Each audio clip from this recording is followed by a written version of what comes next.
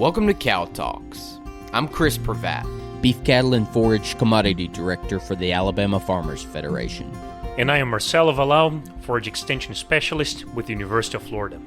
And this is our podcast, where we dive deep into the main topics affecting livestock and forage production in the southeastern United States. From the mainstream media to new technologies straight from our research stations. From cattle prices to international trade. From our pastures and beyond. Join us on this journey as we tackle the main issues affecting our producers and the sustainability of our production systems. Welcome to Cow Talks. I'm excited to have you here. And we've talked about horses in the Cow Talks. We talked about deer in the Cow Talks. And this is the first time we're going to be talking about goats. So it's a pleasure to have my colleague Lemus, Dr. Lemus from Mississippi State, and Scott Jenkins from Coast Ridge Farm in Tupelo, Mississippi. Dr. Lemus is a colleague, forage extension specialist, and dairy goat farmer. I'm excited to hear more about that. Welcome to the show. Yeah, thank you, Marcelo, for having us. So, Scott, you were mentioning that the farm has been in the family for a long time. I love history. I'm the sixth generation rancher, so I love to hear more about history, because that's where we are. That's how we grow up, right? And yeah, we've got a 130-acre farm in Tupelo, Mississippi that I co-own with Rocky, and we co-own the dairy goat herd there. But the farm there has been in our family. It's our Kirkpatrick ancestors were pioneers that came to Lee County, Mississippi in about 1845, and the farmland has been handed down in our family. Came from my grandmother, so historic. What type of production you had there historically? Well, our ancestors have grown cotton, and of course in the late 19th century, and then transitioned. Soybeans are currently what is being grown there, and then part of our property is used for hay production. Okay. So those are the three main and cash now crops. Recently you converted it to goat dairy. We moved our dairy goat herd there in December, and have about 30 head of registered Nubian dairy goats, and we produce cheese, and we're getting closer to having our Grade A certificate and Grade A license to create our small cheese business there on the farm. But I've been making cheese for about 22 years and have worked in the dairy industry for several Grade A and Grade B operations. That is fantastic. And always on the goat dairy business, or you've been on other dairies?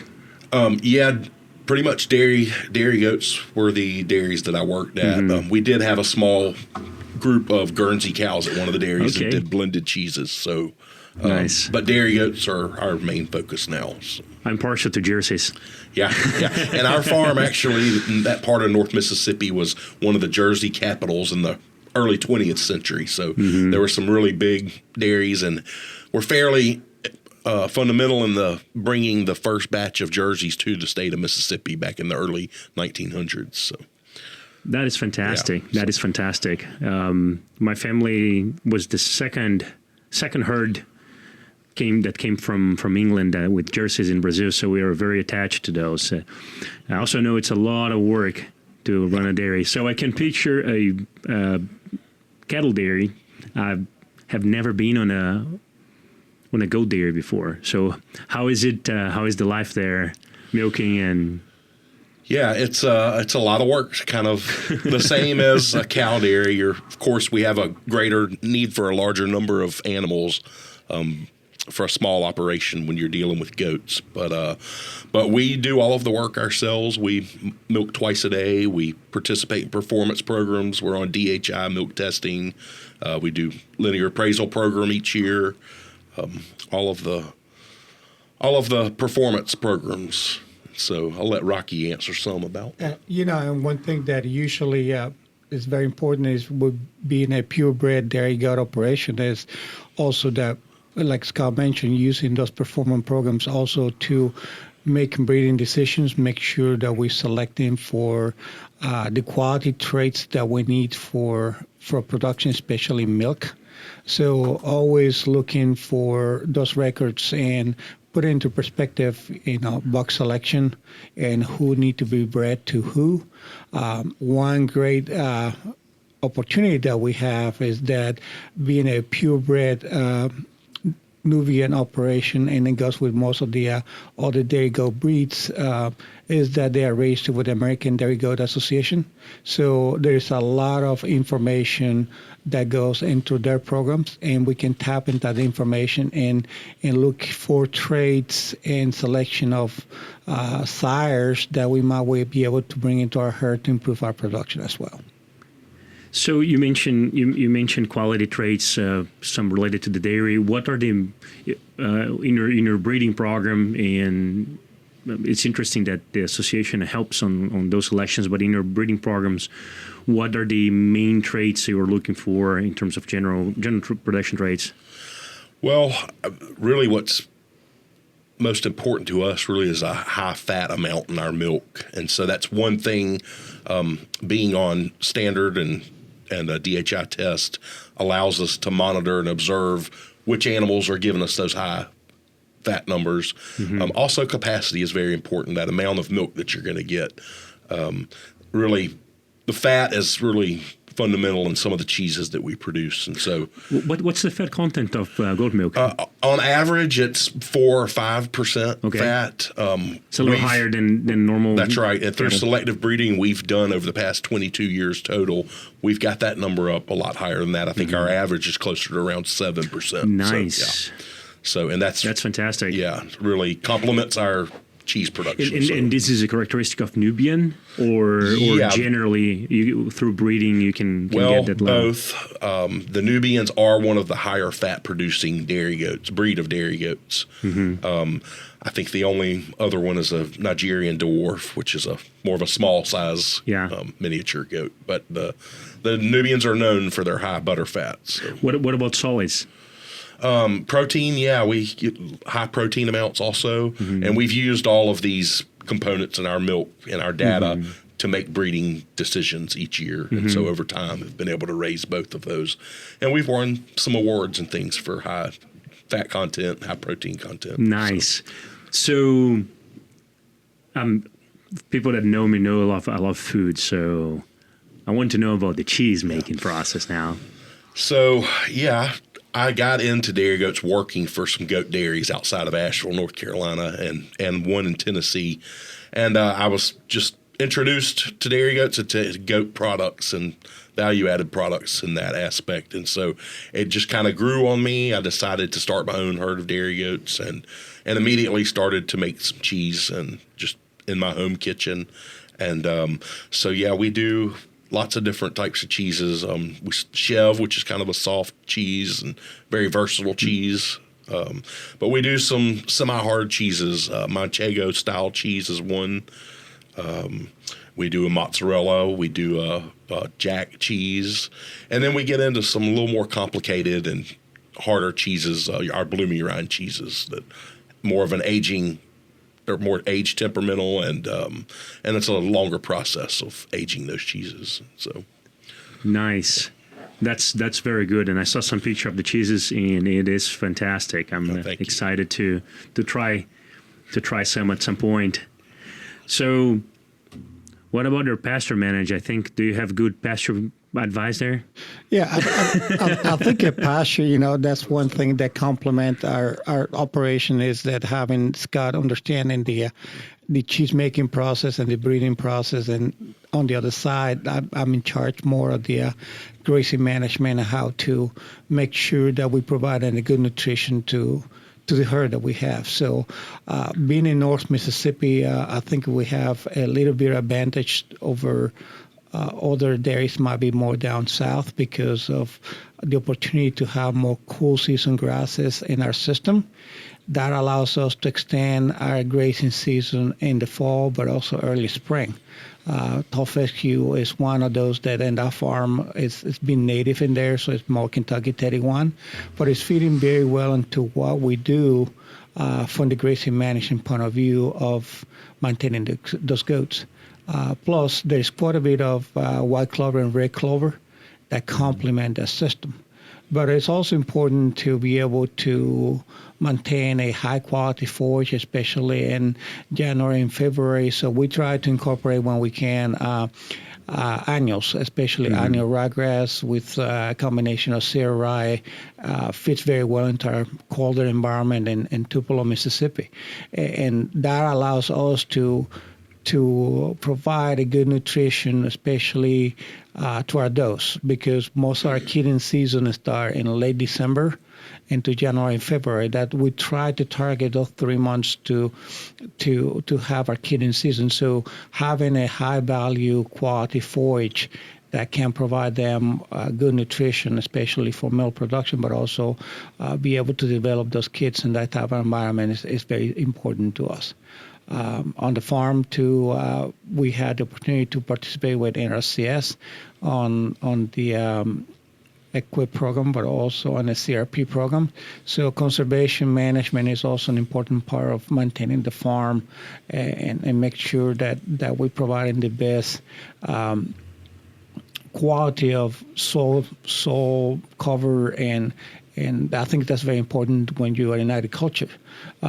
We got a lot of areas that is also quite a bit of hardwoods, and so browsing allows them also to utilize that throughout the winter and spring. So it gives us a diverse system that allows those goats to thrive in our environment, and not only that, because of that opportunity to look and graze and browse in different system throughout the farm allows also to have a very low parasite issues, which is I think in the South is a major issue. Parasites, because our humid and hot conditions always gonna thrive in those environments. But luckily with the grazing system that we utilize and the approach that we have allowed us to maintain a very low parasite load in our herd. It's interesting because I was going to ask you, normally whenever we start talking to any sheep or goat producer here, the first thing that comes to the conversation is parasite management. And here we've talked a lot about the breeding, quality traits, we talked about pasture, we talked about woods, conservation, and then you brought up parasites. So it seems like, okay, parasites not a big deal. But I mean, from what you told me about your system, I understand that because of that diversity in the system, in area you have available, then the parasites become not a main issue in your production system. It is not, because one thing that's the strategic part of the grazing management is to break that parasite cycle. If you can, break the cycle where that parasite cannot get into the host, that's when you start seeing those differences in there. I guess for us it's a little bit different too. In Mississippi, we had the opportunity to use quite a bit of Sericea lespedeza, which is a great anthemitic forage species for small ruminant production. I know that in Florida that might be a little bit different, but that allows us to maintain a high quality of forage as well. Usually Sericea lespedeza will be between 16-18% concentration in crude protein, but also at the same time have more high tannin levels that allows to mitigate some of the issues with the parasite as well. What importance do you think the browse and the woods have on the parasite control too? Because you can find a lot of high tannin species in the woods, right? That's correct. There is a lot of species that have high tannin concentrations, and browsing species that have that.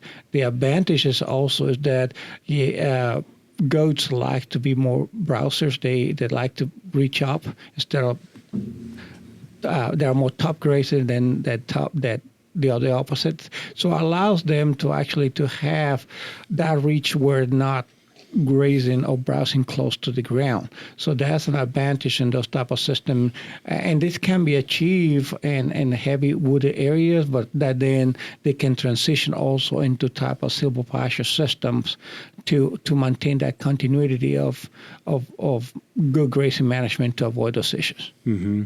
So talking about your forage distribution and all that, I was just checking the map here where Tupelo is in relation to in the latitude here, and you're pretty far north. I didn't realize it was that far north, but I noticed. For those that that don't know, Dr. Lemus was one of the invited speakers to our third small ruminant short course. So we've been talking pasture for the past 2 days here. And one of the things I noticed when you were mentioning some of the clovers and the ryegrass productivity, and when it comes, it's quite later than what we normally expect here in Florida. And one of the reasons is by mid-March, early April, that Bermudan Bahia grass are already growing full speed. So a lot of the the use of the cool season forages is a shorter window. So it seems like where we were in Mississippi, you have the benefits of the warm season forages, and you also have the benefit of the cool season forages because you don't have a hard winter either, right? That's correct. We, especially in North Mississippi, we might get a couple of weeks of very low temperatures depending on the year. Sometimes occasionally we might have in the last couple of years we'll have a little bit of snow and ice, but when we look at how these forages fit into the system, it also depends how you are establishing those forages. And the goal is that sometimes goal is to have an early grazing. The small grains fit very well in a combination with annual ryegrass and clovers in that system. But that means that probably you're going to have to prepare a seedbed to get that advantage where you have a good soil contact. You don't have a lot of competition of the Bermuda grass and Bahia grass because they usually don't go dormant until we have a good frost in mid-November. So if you're trying to plant in September, October to get grazing in November and December, then you're going to have to consider probably having some areas that are you preparing the seedbed, planting those cool season annuals, and then in the spring you can transition to some type of warm season grasses, annual warm season grasses with a legume to maintain that continuity in there. So that give us a flexibility of how to utilize that system. I think producers need to be as aware of what is my objective and end goal. If my objective and end goal is to have a little bit more grazing in January, February, then overseeding those warm season pastures might be a better option than having to go and break the ground and prepare the seedbed. So pay attention to some of the mixes that you want to do as well. My recommendation always be to have at least a three or four species that are very compatible. They're going to have good growth compatibility and not going to shade each other and outcompete each other. That gives you some diversity and flexibility in how you can utilize those pastures much better. I've been thinking a lot about those mixtures, and I came with four justifications why that species need to be in the mixture. So we need complementarity in time, in space, so the growth habit, so growing season, then growth habit, in function. So we have, for example, grasses and legumes and brassicas, maybe something that has either tannins or some other alkaloids that can help on parasite control.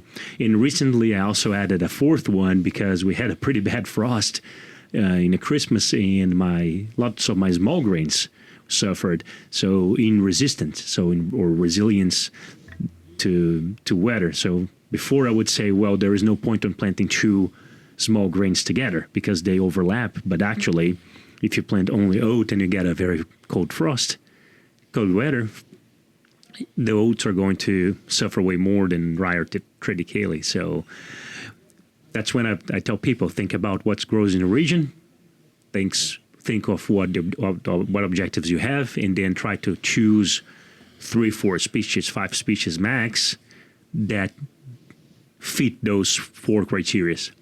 So what's your feeling about those multi-way mixes, 10, 12, 15-way mixes that we commonly find on, I would say, probably regular stores, not specialized stores? You need to be a little bit careful about those mixes because one of the issues that I'm seeing with some of those mixers is they might have species that are not adapted to your area.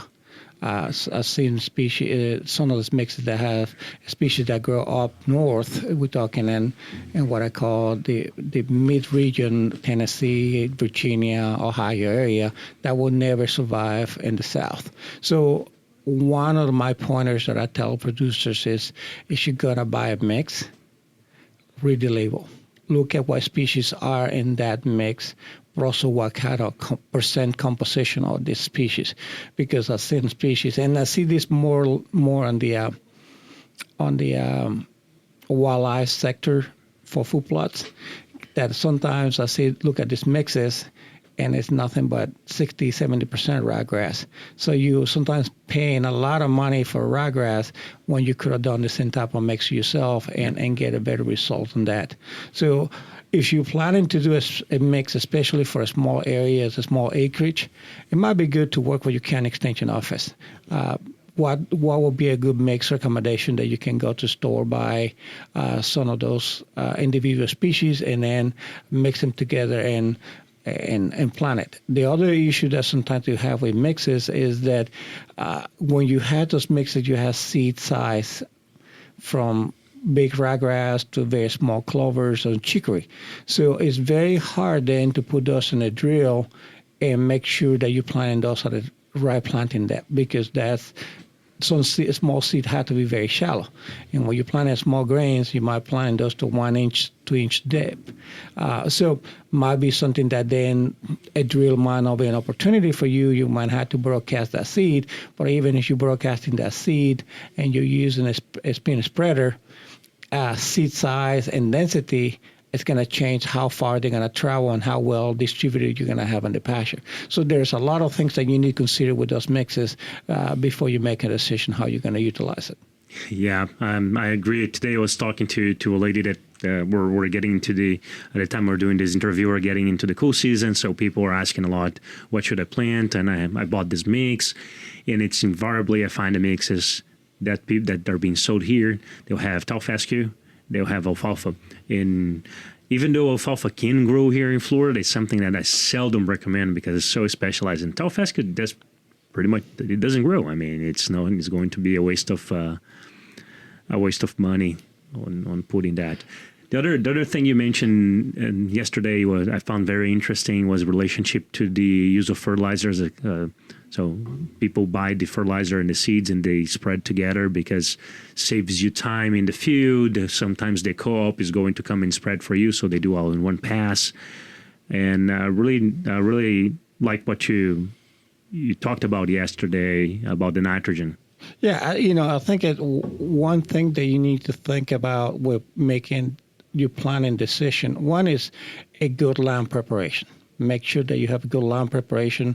I like to, mostly the approach that I take with producers is it takes a little bit of planning. We're talking about 4 weeks ahead planning, where we come and we disc and prepare the seedbed like we're going to plant, but we don't. We wait at least 2 or 3 weeks. You're going to get a flush of weeds, and then you can come back and either do a burn down herbicide application. For example, glyphosate. If you use glyphosate, you do the burn down. 10 days later, you can go ahead and plant your field. And one thing that I tell producers is always take a soil test to know, do a soil test to know what your nutrient requirements are, and then you can go ahead and you can. If you're broadcasting, you can put your phosphorus and potash out at the time of planting because those two essential nutrients will be very important for seed germination and root development. I do not recommend to put the nitrogen out, and the reason for that is because if you have a species in there that will take, let's say, 10, 12 days to germinate, once the plant starts to germinate, it might take another 5 to 7 days to develop a primary root system, and then maybe another week to develop that secondary root system where that plant can actually be sustainably taking any nutrients, especially nitrogen. You're looking 4 weeks out. So what happened is, especially in sandy soils like you have in Florida, those nutrients probably have to leach out of the system very quickly. So then what you start to see is plants that are deficient, they look yellow. So my recommendation always have been to wait until those plants are germinated, especially the grasses. wait until they're about 2 inches tall, and then you can come back behind it and do your recommended nitrogen application. So that is an approach that works very well with the producers that I work with, and it's saving money in the long term. Another thing that a disadvantage that you do with nitrogen application is sometimes if you're mixing the seed with nitrogen to plant it, and you don't do it right away, you let it sit for hours, nitrogen is an acidifying agent. So what happens is that acidification process is going to start killing the embryo on the seed. So you might have a poor stand or poor germination that will impact you just down long term. Nice. Yeah, I always say pasture establishment is the most important part of the pasture production system, because if you don't establish, you don't have a pasture to work with, right? That's correct. So, and also one of the things I like about your systems is that you are using your forage resources you're using your natural resources to the best way you can in combining all those forages between annuals and perennials and land prep and overseeding and putting together a whole, I love calling that a mosaic, a farm mosaic, that the patches of different things that are going to be ready at different times and offer you the quality in, first of all, quantity, but also quality of forage you need along the year.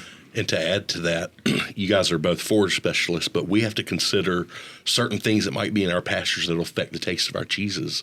I think in France, or the French word is terroir, which is the relationship of the environment into the taste, and which they really focus on with winemaking, but we're seeing a lot of cheese makers in the States starting to focus on. Yeah, and today, I think Rocky mentioned a few of those compounds that will make at least the milk taste pretty awful, right? Yeah, right. Some are awful, and then some we're kind of undecided about. One of those is Lespedeza, which heavy intake of the Lespedeza at certain times has given our milk a distinct taste. We can't decide if it's good or bad, or how that might translate into a finished product with the cheese that we're making. So we're enjoying learning about that and working with it. So, that is fantastic. Yeah. So going back to the milk production and linking to the forage. So we have here a keating season between December and February. That's correct. Most of the time. Yeah. Most of the time. So they're keating into cool season annual forages, I imagine, then getting into fascia during mid lactation. That's correct. Okay. So how long is this lactation going? Well, our lactation, I think Scott can talk about more. We try to milk our goats for about 10 months. Oh, okay. Out of the year, So it's long. It is, and it doesn't for each animal. It can vary, but we try. That's really what our target ideal is, about 10 months of production from our animals. Okay, so we go from that fascia, then the fascia with the red and white clover, into crabgrass, and then some other summer annuals. That's kind of my. And we have summer annuals, but also we have bahia grass in our pastures. So there's a lot of red clover and white clover. Like I mentioned today in the talk, is if you got a perennial pasture, then probably the best bet to introduce some legumes in there will be looking at some of the perennial legumes like a white clover and red clover. Even red clover in the south, it's not going to be a true perennial. It's more a 2 or 3 year type of growth. It really enhances the nutrition of your pastures in the summertime. White clover does so well early in the spring and into midsummer until we get into those 90s and high humidity type of weather. But what I've noticed is that in most of Mississippi, where we have white clover, red clover working with producers, they stay in our pastures until late July, August. So it gives you some advantage of extending all those nutritional needs you have by having some of those legumes in there as well.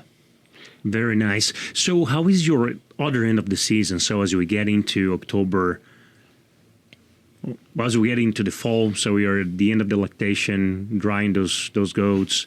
What is the forage that you have there? For us, because we are North Mississippi, there's the fescue start to wake up again. You start to green up. So we usually have that fescue being active from late September, early October until almost January, February.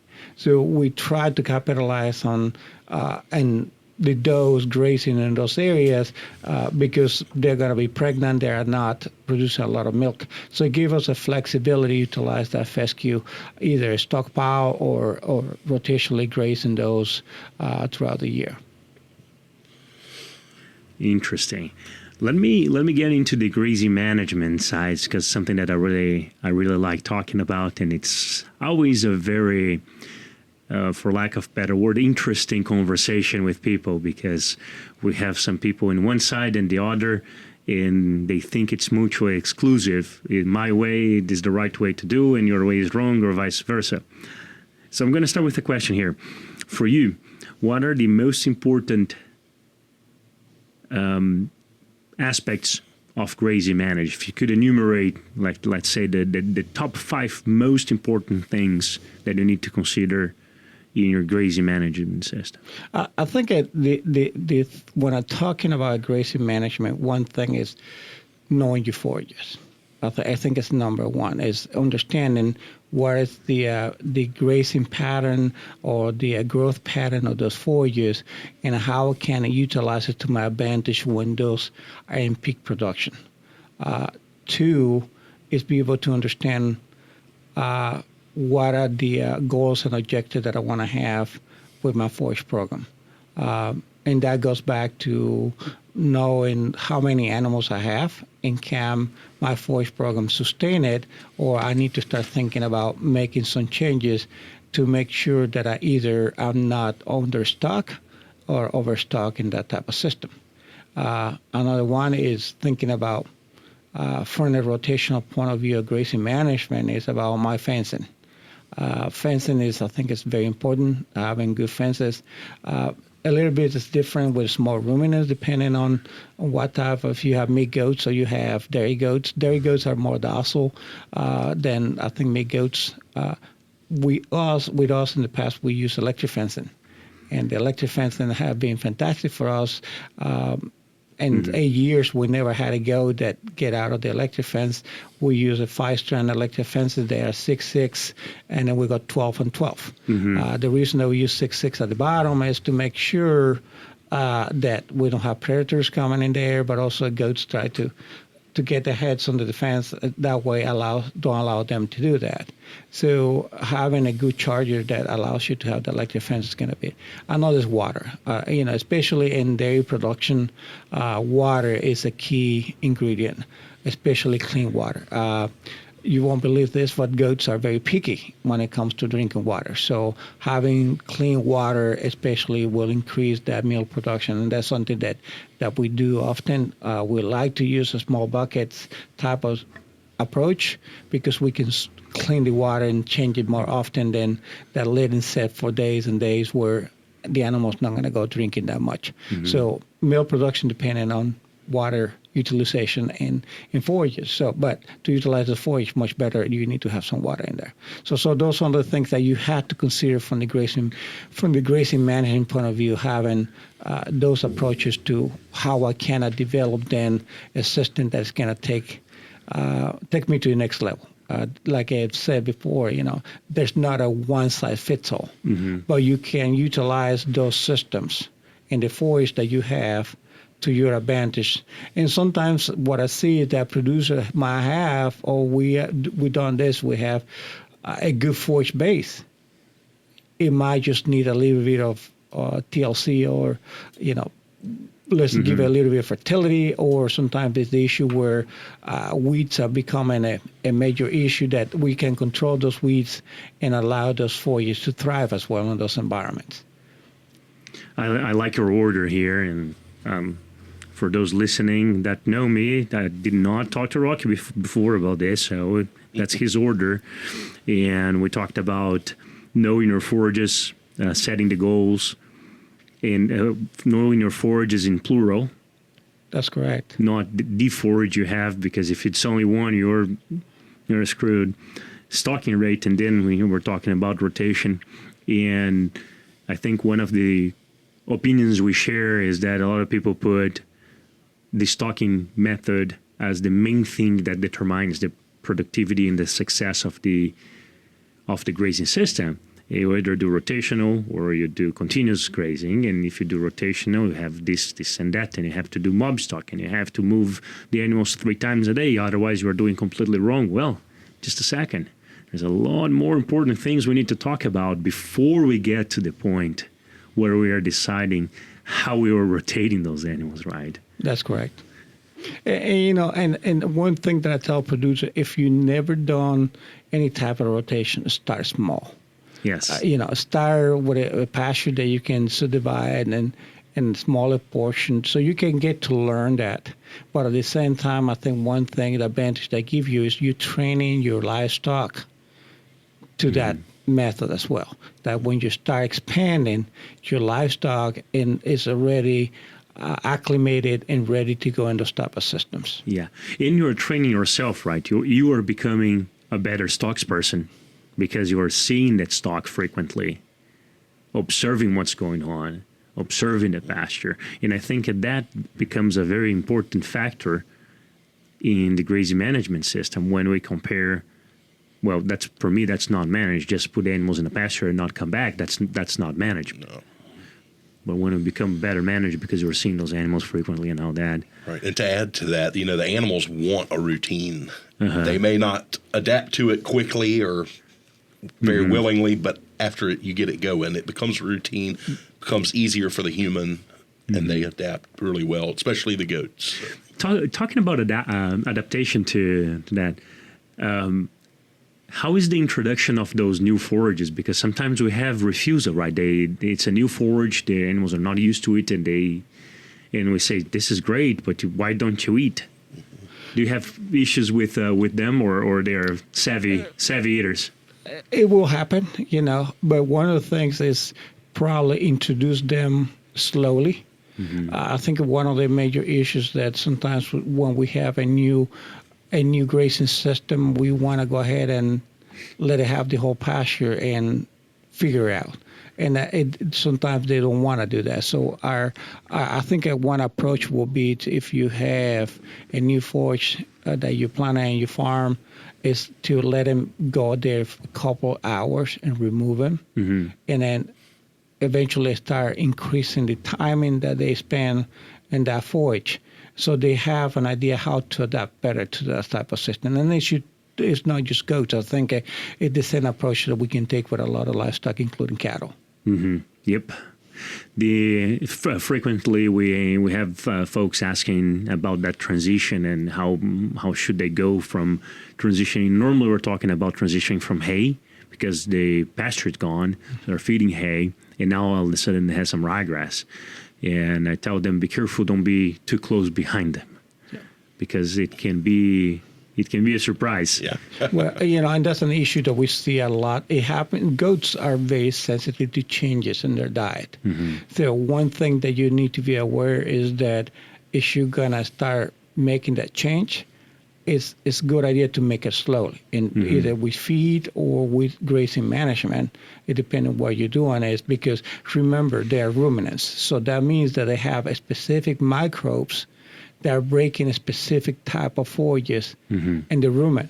And when you bring something new where you might not have the bacteria population in there to do that work, that's when you have those issues with diarrhea and colic in the animals. So what you want to do is make a smooth transition by adapting them to a couple of hours where new microbial populations start to develop, and then be able to populate the rumen and break down that fibers, new fibers forage that you may be putting on the pasture.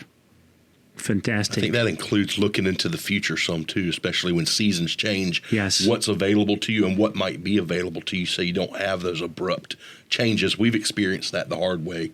Matter of fact, recently, and this was a grain issue, but we had no choice but to change a mill that we were using that was producing our grain, and so we had a lot of animals that did not transition well to it because it was so abrupt. So let's talk about the concentrate. What type of concentrate you use for the goats? We use 16 or 17% protein, unmedicated ration that we feed it's pelleted, and that's what we feed our milkers. And then our male goats and our goats that are not in milk get a medicated feed. I guess it would have a coccidiostat and ammonium chloride, things like that in it. But and what's the base of that feed? What grain or grains? Or I'll let Rocky tell you more about the feed. Okay, our feed, usually what we do, the 14 or 14% medicated feed is more for growing animals. So it's medicated, especially for the bucks. Ammonium chloride is very important. Urinary calculi is a major issue in goats, especially in males. So making sure that they get in a medicated feed that contains ammonium chloride is always important. Even though our feed contain ammonium chloride, I always give them a little extra ammonium chloride at least once a week to make sure that we're protecting them from those issues. Because when a buck get urinary calculi, it's a painful symptom, and sometimes it could be detrimental to the animal, and you can have a death very easily. So allows them, but also you have small kids that are developing, so it contains some coccidia control in there for those animals not to get sick when they are young. Especially coccidia could be very detrimental to the digestive system and can actually retard their growth. And for us, it's very important to make sure that those kids are developing very well, especially females, because we want to make sure that if they're born in January, February, that they will be ready to be bred in the fall. And every time that you don't have that kid ready for breeding, that means that I want to keep it dry for an extra year. It's an extra year of feed that I got to provide, and I'll get into return on that. So it's very important to utilize that. So we try to make sure that we balance a ration for the animals. It's not just the pellets, but also I like to add a little bit of alfalfa. Well, a little bit of alfalfa pellets sometimes. Sometimes beef oil with molasses is great. I wish we were in Florida where we can find citrus pulp. I think citrus pulp have a lot of advantage because a lot of antioxidants that you find in there that is great for small ruminants. Because we don't have that ability to get access to it, so we had to use beef pulp for that. And so we do a balanced ration with them every day. That the milkers might get about a pound and of feed a day, depending on their milking stage. If we're in high production, we want to make sure that they continue having high production. As we get later into the season and we start drying them off, then we pull out of that feed, and basically it's very small ration. They don't need much when they're going in that transition and getting pregnant. And then we wait until about the last month of pregnancy. Goats are 150 days, so basically in the last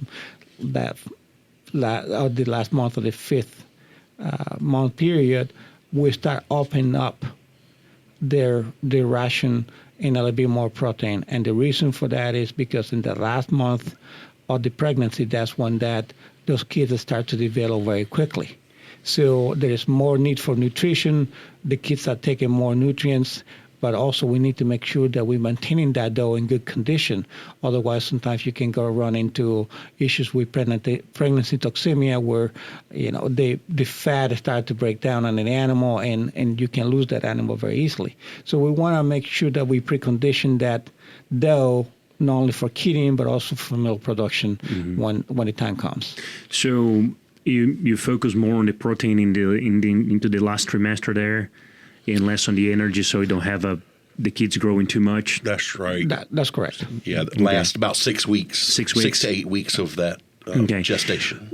So I'm not very familiar with the goat system. I know on the cattle side, we really need to be careful with dairy cattle, hypocalcemia, taking care of that diet that has a it's a little bit acidic diet, or as we say, a negative decad to mobilize some of the calcium and phosphorus. And recently, actually, had a couple of producers asking me about that with goats. So it was kind of a surprise for me, and I had to do a little bit of research to be able to respond. So do you have problems with hypocalcemia or other early lactation disorders that on those goats? We've been pretty fortunate to not have a lot of hyper or hypo calcemia in our goats. I have encountered it before with does, and I think a lot of that also is that, that late window of gestation, and, too much of alfalfa has been an issue for us. So, yeah, it's definitely an issue. It's not one we've fortunately had to deal with a whole lot. So, very interesting. Kind of. You alluded to something too. That sometimes if you have too much sugar, you can have rumen acidosis too. So one thing that is I think is very important as a small ruminant producer, especially goats, is making sure that you have this is mainly for those, not for the box, to have a good quantity of baking soda, calcium, by calcium carbonate out there. It kind of helps regulate the acidity on the rumen, and it's basically free choice. They can go and use it, and they sometimes when the goats need it, they go to that trough and they get some, but also maintain a good mineral. I think having a good balanced mineral that allows them to have free access is very important, especially during pregnancy. You will see that their mineral consumption goes up a little bit because they have those 1 or 2 or 3 sometimes kids growing inside, so their nutrient requirement is going to go up.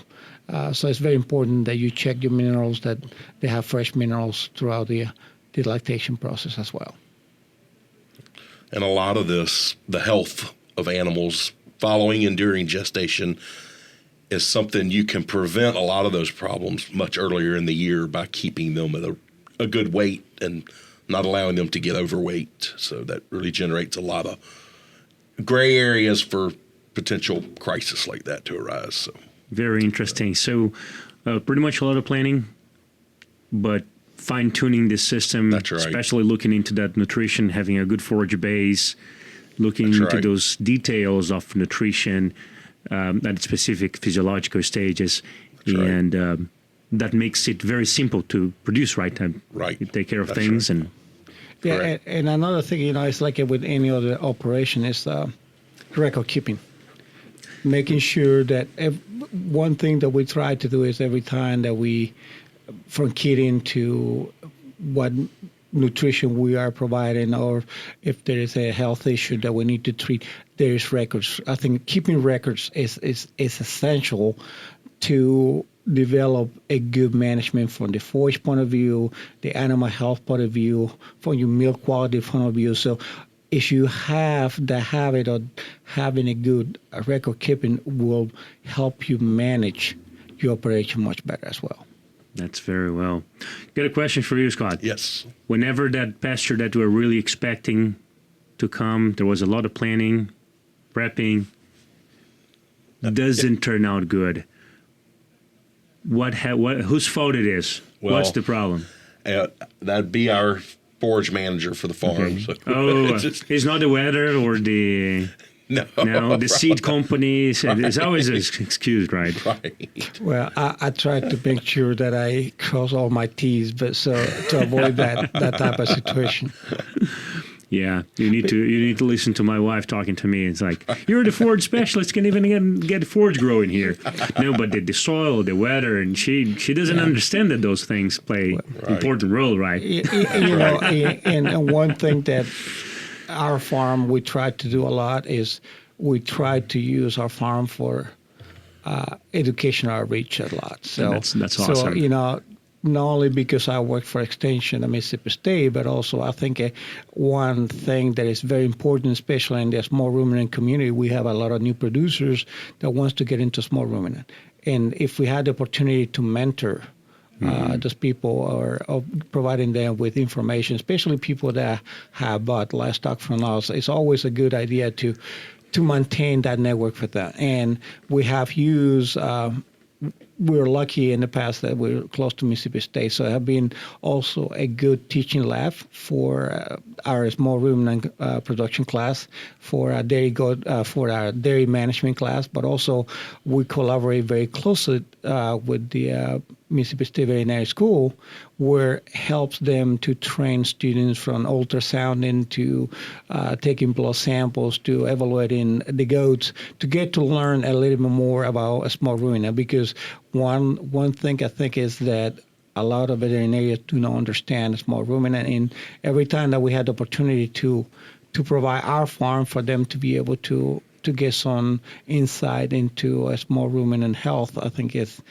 a win-win for everybody. That is fantastic. Here we have the Meat Sheep Alliance of Florida that does a fantastic job with farmers, mentoring farmers. It's amazing how much they do. Actually, has been the beginning of our small ruminant extension program. The revamping of the UF small ruminant extension program has been through the partnership with the Meat Sheep Alliance and those examples of farmer to farmer. I would love to see more of that, and it's very interesting that you as a forage specialist are also a producer and can share those. I think farming and also failing in farming and having to face the issues that farmers face in terms of price, commodity price, input prices, and time and machinery and all that makes me also a better extension specialist, because it puts me in touch with the reality and I can share that real example, right, even if it's a mess up. Yeah. And we've been really fortunate too. You say farmer to farmer, but we've actually been able to volunteer with the USAID program, farmer to farmer. And so we've been able to take this to an international level and go to Guatemala and do some volunteer work there with small producers. And Puerto Rico as It's really well. been gratifying for us. So. That is fantastic. That is fantastic. Awesome. What is the next step for Coles Ridge Farm? Well, right now we're putting together our small cheese plant, and it's been a long process, but we're kind of owning in on getting our grade A license finally. And so the next step here is we're in the middle of breeding season and getting all of our does bred, and then making plans for spring and our kidding, and at the same time getting our small dairy license. So we should expect some Coles Ridge Farm. We hope so in 25. Milk and will just be cheese. Just be cheese for now. That's right. We'll still be grade A, but we won't be the grade A for fluid milk. For fluid milk, just cheese. We just don't have the demand for that right now in our area. So fantastic. Focus on cheese. I guess I'll have to go to Tupelo to That's try right. that. You better. Guys, appreciated the conversation. We learned a lot through those past 2 days with you, Rocky, here, and with you, Scott, too. I mean, a lot of technical and practical knowledge here to enrich I'm pretty sure our farmers are very happy to have you here. And even better now that I could bring you to our Cow Talk podcast, because now we can share with an even bigger population some of the experience you have with goats and pasture management, not only for goats, but for all livestock species from Mississippi here. Appreciate you guys coming, and I hope you have a safe travel back. Thank you for having us. It's been a pleasure to be part of this program. Thank you. Awesome. Thank you for joining us on this Cow Talks podcast. We hope you have enjoyed this conversation. If you have any questions, ideas, follow-ups, or comments, please reach out to us through our email, forages@ifas.ufl.edu. That is forages@ifas.ufl.edu, or find us on our social media, uf.forages on Instagram, UF Forage Team on Facebook, or UF IFAS Forages on YouTube.